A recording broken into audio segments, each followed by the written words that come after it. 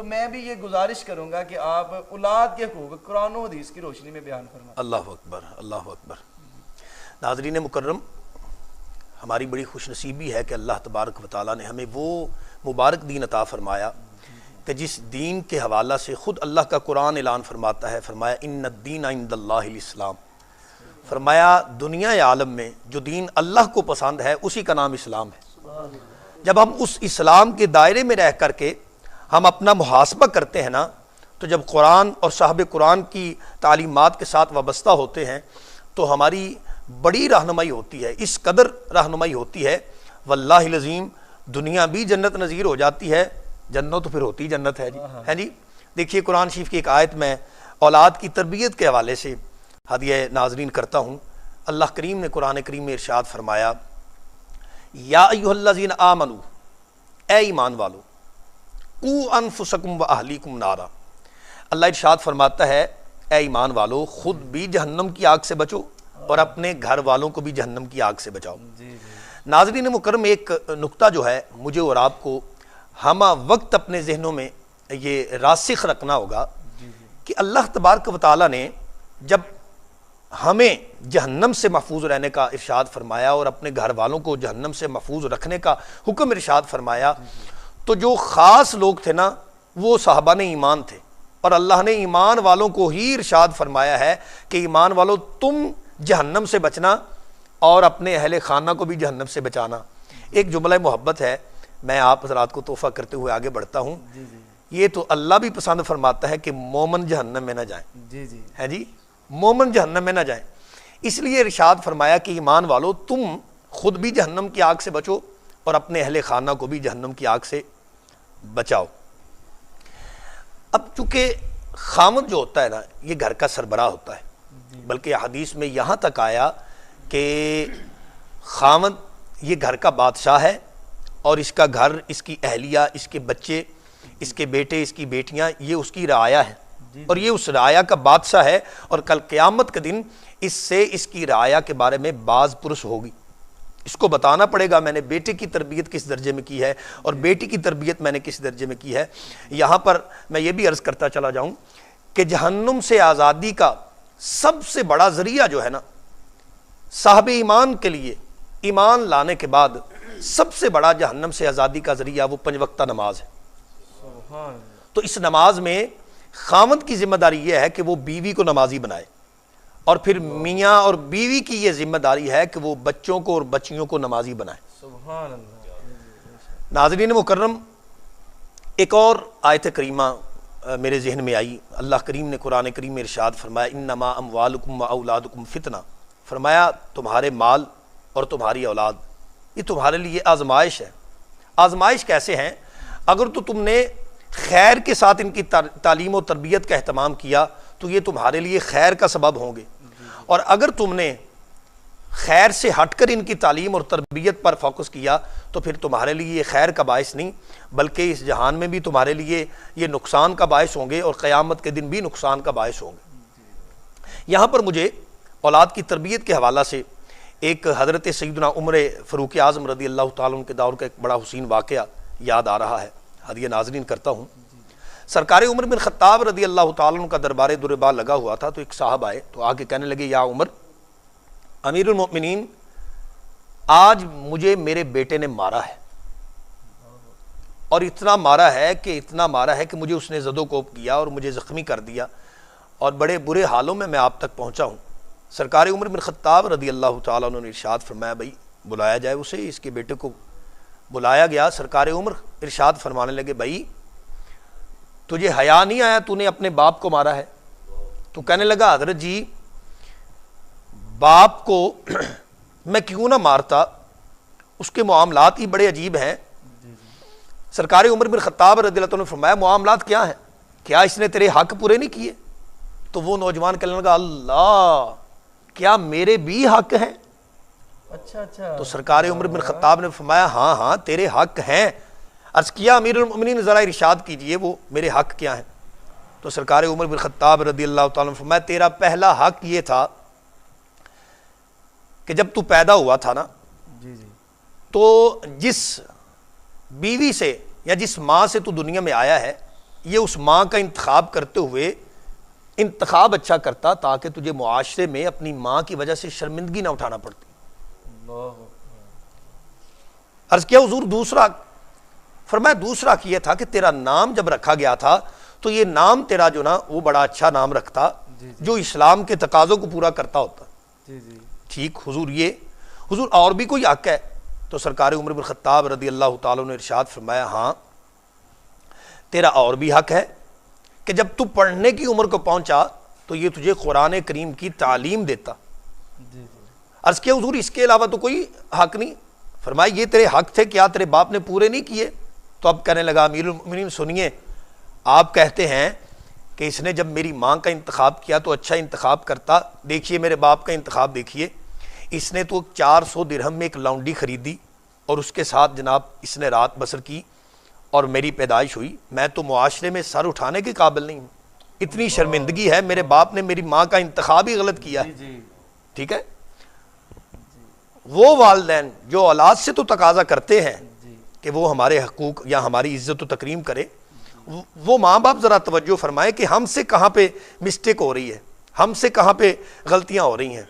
تو سنیے حضرات، پہلی بات یہ کہا جی اس نے میری ماں کا انتخاب اچھا نہیں کیا. فرمایا اچھا دوسرا تیرا یہ تھا کہ تیرا نام اچھا ہوتا. تو کہا حضرت لیجئے، آپ کہتے ہیں میرا نام اسلامی ہوتا یا میرا نام اچھا ہوتا، تو میرے والد نے میرا نام یہ رکھا ہے جعل. جعل کا معنی بنتا ہے چمگادڑ کے یا ایک غلیظ کیڑا یعنی گندا کیڑا. یہ عرض کیا حضرت تیسری بات، آپ کہتے ہیں کہ میرے باپ مجھے قرآن کی تعلیم دیتا، قرآن کی تعلیم تو دور کی بات، مجھے تو میرے والد نے قرآن دکھایا تک نہیں.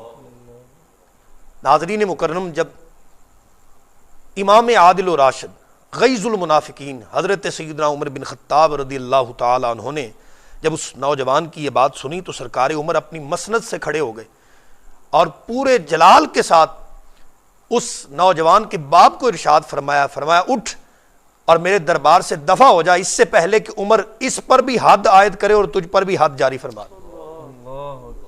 تو اتنا نازک معاملہ ہے کہ اولاد کی تربیت کے حوالے سے ماں باپ اولاد کے حقوق کی طرف توجہ نہیں دیتے اور اپنے حق جو ہے نا ان پر ٹھونستے چلے جاتے ہیں جس کا خمیازہ ہمیں یہ بھگتنا پڑتا ہے کہ آئے دن ٹی وی کی سکرین بھری ہوئی نظر آتی ہے، اخبار کے تراشے ہمارے سامنے آ جاتے ہیں کہ فلاں نے باپ کو قتل کر دیا، فلاں نے ماں کو قتل کر دیا.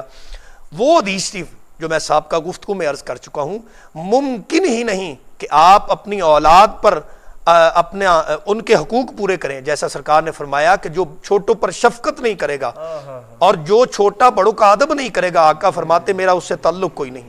ایک اور واقعہ نوشاہی صاحب میں حضرت ابو حفص سکندی رحمہ اللہ وہ فرماتے ہیں کہ میرے پاس ایک صاحب آئے تو وہ کہنے لگے حضرت جی آج میرے بیٹے نے مجھے سر راہ گھسیٹا ہے، اس نے مجھے، آج یہی کچھ ہو رہا ہے ہمارے معاشرے میں نا، یہی کچھ ہو رہا ہے. لیکن وہ جس بھی اکثر و بیشتر مولانا عظمت و شان تو بیان کرتے ہیں لیکن حقوق نہیں بیان کیے جا رہے. بھائی حق بیان کرو تاکہ حقدار کو اس کا حق دے دیا جائے، تو پھر دیکھیے معاملات کیسے ختم ہوتے ہیں. عظمت و شان کا تو مجھے انکار ہی کوئی نہیں ملا، میں نے پہلے بھی عرض کیا ہے. حضرت ابو حفص سکندی رحمہ اللہ فرماتے ہیں کہ وہ مجھے آ کے کہنے لگا کہ جی مجھے اس نے گھسیٹا ہے. تو حضرت ابو حفص فرمانے لگے اللہ اکبر، کیا بھلا بیٹا بھی اپنے باپ کو گھسیٹتا ہے؟ ایسا ممکن ہے؟ تو وہ کہنے لگا حضرت جی میرے بیٹے نے مجھے گھسیٹا ہے. فرمایا لاؤ اس کے بیٹے کو. لایا گیا تو حضرت نے سائل سے کہا بتا تو نے اپنے بیٹے کو اچھی تربیت نہیں دی؟ وہ خاموش ہو گیا. پھر دوسرا سوال حضرت ابو حفص نے کیا، فرمایا کیا تو نے قرآن کی تعلیم نہیں دی؟ وہ پھر خاموش. حضرت ابو حفص فرمانے لگے اچھا یہ بتا یہ کرتا کیا ہے؟ تو کہا حضرت جی بس یہ کھیتی باڑی کا نظام ہے اس کا. فرمایا لے سن پھر میں تیرا کیس سمجھ گیا ہوں. ہوا کچھ یوں ہوگا کہ یہ جب صبح صبح اپنے بیل کو لے کر کے کھیتوں میں جا رہا ہوگا نا، تو چونکہ قرآن تو نے اسے پڑھایا نہیں، تو نے کوئی سورت تو اسے یاد نہیں کروائی، تو عین ممکن ہے کہ یہ بیلوں کو ہانکتے ہانکتے کوئی گیت گا رہا ہو اور گیت گاتے گاتے تو نے پیچھے سے اسے روکا ہو. جیسے بالعموم ہمارے معاشرے میں یہی کچھ چل رہا ہے کہ ہمارے والدین جب بچے کو صبح فجر کے وقت اٹھاتے ہیں نا تو کہتے ہیں اٹھ پہ دفعہ ہو مسیتے جا چلا جا، اور خود سوئے رہتے ہیں۔ ناظرین مکرم، انتہائی درد دل کے ساتھ عرض کروں گا، آپ اسے وصول کریں، انشاءاللہ بڑا بھلا ہوگا، ہم سب کا بڑا بھلا ہوگا۔ ہم اولاد کو تو کہتے رہتے ہیں، خود نہیں جاتے۔ وہ حضرت ابو حفص کہنے لگے کہ عین ممکن ہے کہ یہ بیلوں کو ہانک رہا ہو اور تو نے قرآن تو اسے پڑھایا نہیں، تو نے دین کی تعلیم تو اسے دی نہیں، اچھی تربیت تو اسے سکھائی نہیں، تو ہوا یہ ہوگا کہ یہ بیلوں کو ہانک رہا ہوگا اور کوئی نہ کوئی گیت گا رہا ہوگا، کوئی غزل گا رہا ہوگا، گانا گا رہا ہوگا، کچھ نہ کچھ گا رہا ہوگا، تو نے اسے روکا ہوگا کہ یار یہ نہیں گایا کر، تو اس نے روٹین ورک میں جس طرح بیلوں کو مارا جاتا ہے نا، تجھے بھی بیل سمجھ کے مار دیا ہوگا، تجھے بھی بیل سمجھ کے مار دیا ہوگا۔ تو فرمایا شکر کر تیرے بیٹے نے تجھے جان سے نہیں مار دیا۔ ناظرین مکرم، یہ فائدہ ہوتا ہے اولاد کی تربیت کرنے کا دینی دیکھیے یہ ماہ رمضان الکریم ہے، چونکہ مجھے قرآن و حدیث کے روشنی میں اولاد کی تربیت پر کچھ کلمات کہنے ہیں۔ یہ ماہ مکرم رمضان الکریم ہے اور جس کی چند گھڑیاں ہمارے پاس مہمان ہیں، اللہ تبارک و تعالیٰ اس مہمان کو ہم سب سے راضی فرمائے۔ دیکھیے روایات میں آتا ہے کہ سحری و افطاری کے وقت جو پیسہ، جو روپیہ آپ سحری اور افطاری کے لیے خرچ کرتے ہیں نا، قیامت کے دن اس کا حساب نہیں ہونا، قیامت کا دن اس کا حساب نہیں ہوگا۔ جی نہیں، اس میں اسراف کیا ہوگا؟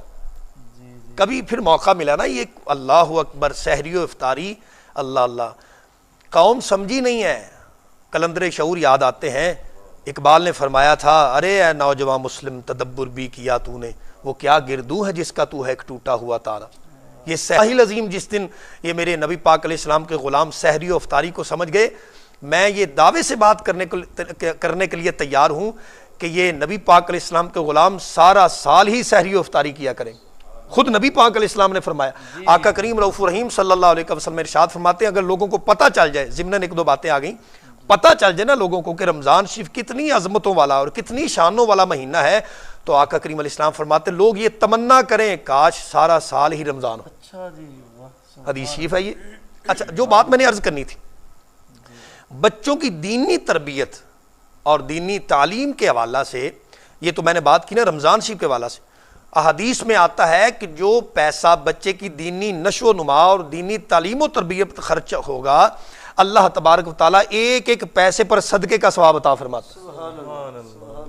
ناظرین مکرم، یہاں پر درد دل کے ساتھ یہ کہنا چاہوں گا، آئیے میں اور آپ اپنے ضمیر کی عدالت میں چلتے ہیں اور کلندر شعور علامہ اقبال رحمۃ اللہ تعالی کی شعر سے فیض لیتے ہوئے کہ ضمیر جاگ تو جاگتا ہے اگر زندہ ہو، کبھی گناہ سے پہلے کبھی گناہ کے بعد۔ دیکھنا یہ ہوگا کہ یہ جو حدیث شریف میں آیا کہ دینی تعلیم و تربیت کے حوالے سے جو پیسہ خرچ ہوگا اس پر صدقے کا ثواب ہے۔ آج جب میرا بیٹا مسجد کی طرف عازم سفر ہوتا ہے تو اس کے لبادے کا عالم کیا ہوتا ہے، اس کے سر کی ٹوپی کا عالم کیا ہوتا ہے، اس کے چہرے جب دھلتا ہے تو اس کا عالم کیا ہوتا ہے، اور جب وہی میرا بیٹا سکول کی طرف جاتا ہے تو اس کی صورت و سیرت کیا ہوتی ہے۔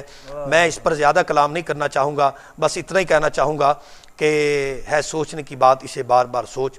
عرض یہ کر رہا تھا کہ اولاد کی دینی تربیت پر اور دینی تعلیم پر جو پیسہ خرچ ہوگا اللہ اس پر بھی ثواب عطا فرماتا ہے۔ اللہ اکبر کبیرہ، اولاد تو اولاد رہ گئی نا جی۔ دیکھیے حضرت صحصح نبی پاک علیہ السلام کے ایک صحابی ہیں، اللہ اکبر، اولاد تو اولاد رہ گئی۔ ناظرین مکرم، ان کی دو اونٹنیاں جو ہے نا وہ گم ہو گئی، ابھی ایمان نہیں لائے وہ۔ اولاد کی تربیت پر اجر کیا ملتا ہے، فائدہ کیا ملتا ہے؟ دو اونٹنیاں گم ہو گئی تو وہ اونٹنیاں ڈھونڈنے کے لیے نکلے اور کافی دور بیابان میں گئے، دیکھا وہاں پر دو چار مکان ہیں اور اونٹنیاں بندھی ہوئی ہیں، ایک صاحب بیٹھے ہوئے اپنے معاملات میں لگے ہوئے ہیں۔ جناب صحصح وہاں پر اترے، سلام کلام کے بعد بیٹھ گئے۔ تھوڑی ہی دیر کے بعد اندر سے آواز آئی، مبارک ہو، نونہال دنیا میں آیا ہے۔ پوچھا بیٹی ہے یا بیٹا ہے؟ کہا جی بیٹی ہے۔ کہا دفن کر دو۔ تو صحصح کہتے ہیں کہ میرا کلیجہ منہ کو آ گیا کہ یار یہ میں تو دو اونٹنیوں کے لیے اتنا سفر کر کے آ گیا ہوں، تو یہ بیٹی کو زندہ درگور کرنے لگا۔ کہا رکو، بیٹی مجھے دے دو۔ تو وہ کہنے لگے بھائی ایک شرط پر اگر تو یہ 2 اونٹنیاں جو لینے آیا ہے یہ بھی ہمارے پاس رہنے دے اور جس اونٹ پہ چل کے آیا ہے یہ بھی ہمیں دے دے. تو ساسا کہتے میں نے کہا یار لے لو. 2 اونٹنیاں دے کر اور ایک وہ اونٹ دے کر کے حضرت واپس تشریف لے آئے. اب چونکہ ایک بڑا دل میں آیا کہ یار یہ میں تو اونٹنیوں کے پیچھے اتنا سفر کر کے آ گیا ہوں تو یہ ایک زندہ بچی کو درگور کرنے والے ہیں. اب جناب ساسا نے یہ کیا کہ اپنے جو نوکر چاکر تھے نا ان سے کہا بھائی یوں کرو جاؤ علاقے بھر میں پھیل جاؤ تو دیکھو کس گھر میں بیٹی پیدا ہوتی ہے. تو کہا اسے زندہ درگور نہیں ہونے دینا, ایسے کرنا اسے جا کے کہنا بھائی بیٹی ہمیں دے دو, ڈیمانڈ بتاؤ کیا ہے. اچھا ہوا یہ ہے کہ پورے علاقے میں یہ شور مچ گیا بھائی جس گھر میں بیٹی ہونا وہ ساسا کو دے آئے. تو ساسا سے 2 اونٹنیاں اور ایک اونٹ لے آئے. اچھا جی واہ واہ. اب 360 بچیاں ان کے گھر میں پرورش پانے لگی. 360. تو اللہ اکبر کبیرہ, اللہ کو یہ ادا اتنی پسند آئی. جناب ساسا چلے نبی پاک علیہ السلام کی بارگاہ میں. کریم آقا علیہ السلام نے مسکرا کے استقبال کیا. کیا کہنے نبی پاک علیہ السلام کی مسکراہٹ کے ہیں جی. اللہ اکبر اللہ اکبر. جناب ساسا ہے نا کلمہ پڑھا, عرض کیا یا رسول اللہ صلی اللہ علیہ وسلم میں نے اسلام لانے سے قبل جو نیکیاں کی ہیں کیا اس کا اجر مجھے ملے گا؟ زبان یوحا کو جنبش ہوئی. آقا کریم علیہ السلام نے ارشاد فرمایا ساسا کو بیان کرنے کی. عرض کیا یا رسول اللہ یوں واقعہ ہوا اور میں نے وہ بیٹی خرید کی, پھر دوسری, پھر تیسری, اب تک میں 360 بچیوں کی کفالت کر چکا ہوں اور آقا اس نیکی پر مجھے اجر کیا ملے گا؟ میرے کریم آقا علیہ السلام کے لبہائے یوحا کو جنبش ہوئی. میرے آقا کریم علیہ السلام نے ارشاد فرمایا ساسا 360 بچیوں کی کفالت کرنے پر تجھے اللہ نے دولت ایمان دے دیا, اور کون سا اجر چاہیے تھا؟ سبحان اللہ سبحان اللہ. ناظرین مکرم, ایک اور حدیث پاک نبی پاک علیہ السلام کی, وہ جو میں جس حدیث شریف سے اس طرف آیا ہوں نا, ایک واقعہ آ گیا تھا محبت والا, میں نے کہا دیا ناظرین کرتا ہوں. سید عالم علیہ السلام ارشاد فرماتے ہیں, جیسے میں نے پہلے عرض کیا کہ صدقے کا ثواب ملتا ہے, صدقے کا ثواب, ٹھیک ہے, بیٹے کی پرورش کی جائے, بیٹی کی پرورش کی جائے تو اس پر صدقے کا ثواب اللہ تبارک و تعالی عطا فرماتا ہے. اسی طرح بیٹی کے حوالے سے خاصتاً نبی پاک علیہ السلام کی 1-2 حدیث میں عرض کرنا چاہوں گا. ایک تو ایسی معتبر حدیث شریف ہے حضرت عبداللہ ابن عباس رضی اللہ تعالی عنہما, وہ فرماتے ہیں نبی پاک علیہ السلام تشریف فرما تھے, ہمارے معاشرے میں بیٹیوں کو نظر انداز کر دیا جاتا ہے, تو کریم آقا علیہ السلام نے اسی مبارک حکمت کے تحت کہ بیٹیوں کی عزت اور تکریم کو بجا لایا جائے, کریم آقا علیہ السلام نے ارشاد فرمایا. حضرت عبداللہ ابن عباس رضی اللہ تعالیٰ عنہ راوی ہیں, فرماتے ہیں کہ کریم آقا علیہ السلام نے ارشاد فرمایا جسے اللہ تبارک و تعالیٰ 3 بیٹیاں عطا فرمائے وہ ان کی اچھی پرورش کرے اور بالغ ہونے پر ان کا اچھی جگہ رشتہ کر دے, کریم آقا علیہ السلام ارشاد فرماتے ہیں اس پر جنت واجب ہوگی. تو ایک صحابی آگے بڑھے, عرض کیا یا رسول اللہ جسے اللہ 2 عطا فرما دے. تو کریم آقا علیہ السلام نے ایک لمحے کے لیے توقف فرمایا اور مسکرا کے ارشاد فرمایا اس کے لیے بھی جنت. ایک اور روایت میں یہ ہے کہ ایک اور صحابی نے عرض کیا یا رسول اللہ اگر ایک بیٹی ہو تو نبی پاک علیہ السلام نے ایک لمحے کا توقف فرمایا, سر اٹھایا, مسکرا کے ارشاد فرمایا وہ بھی جنت تھی. عرض کیا گیا یا رسول اللہ جسے ایک بھی بیٹی نہ ملے. ناظرین مکرم اللہ اکبر اللہ اکبر, یہ ہے میرے کریم آقا علیہ السلام کی عطا ہیں جی. انا اعطیناک الکوثر, ساری کثرت پاتے یہ ہیں. عرض کیا یا رسول اللہ جسے ایک بھی عطا نہ ہو تو میرے کریم آقا علیہ السلام نے دستے رحمت سینہ رحمت پہ رکھا اور ارشاد فرمایا گھبراؤ نہیں میں جو ہوں. سبحان اللہ. ایک اور حدیث شریف فیصلہ کن قرآن و حدیث کی روشنی میں اولاد کی تربیت کے حوالے سے میں عرض کر رہا ہوں, اولاد کے حقوق کے حوالے سے عرض کر رہا ہوں. نبی پاک علیہ السلام نے ارشاد فرمایا جسے اللہ تبارک و تعالیٰ بیٹی عطا فرمائے اس کی اچھی پرورش کرے, بالغ ہونے پر اچھی جگہ اس کا رشتہ کر دے. سید عالم علیہ السلام ارشاد فرماتے ہیں کل قیامت کے دن جنت میں میرے ساتھ یوں ہوگا جیسے یہ 2 انگلیاں. یہ اجر ہے اولاد کی تربیت پر اور اولاد کے حقوق ادا کرنے پر. اس درجے میں جو اللہ رسول کی بارگاہ سے عزتیں اور عظمتیں عطا کر دی جاتی ہیں والدین کو. اللہ تبارک و تعالی ہمیں اولاد کی تربیت, اولاد کے حقوق کو پورے کرنے کی توفیق عطا فرمائے.